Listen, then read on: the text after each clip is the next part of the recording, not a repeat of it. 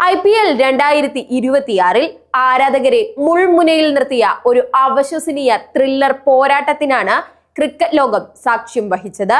കരുത്തരായ ഗുജറാത്ത് ടൈറ്റൻസിനെ 3 വിക്കറ്റിന് തകർത്ത് പഞ്ചാബ് കിങ്സ് നാടകീയ വിജയം സ്വന്തമാക്കി. ഒരു ഘട്ടത്തിൽ മത്സരം പൂർണ്ണമായും ഗുജറാത്തിന്റെ കൈപ്പിടിയിലാണെന്ന് തോന്നിച്ചെങ്കിലും ക്രിക്കറ്റ് അപ്രതീക്ഷിതത്വങ്ങളുടെ കളിയാണെന്ന് ഒരിക്കൽ കൂടി തെളിയിക്കപ്പെട്ടു.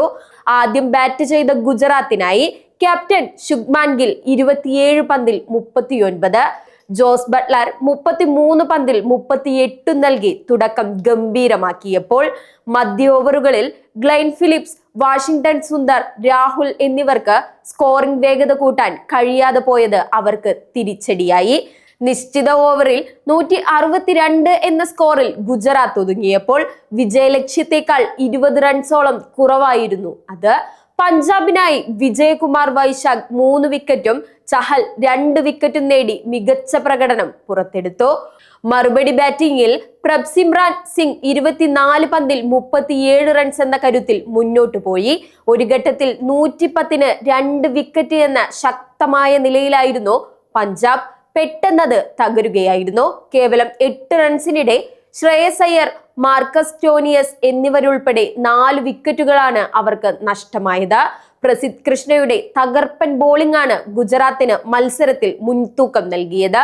എന്നാൽ തോൽവി ഉറപ്പിച്ച ഘട്ടത്തിലാണ് യുവതാരം കൂപ്പർ കനോലി രക്ഷകനായി അവതരിച്ചത്.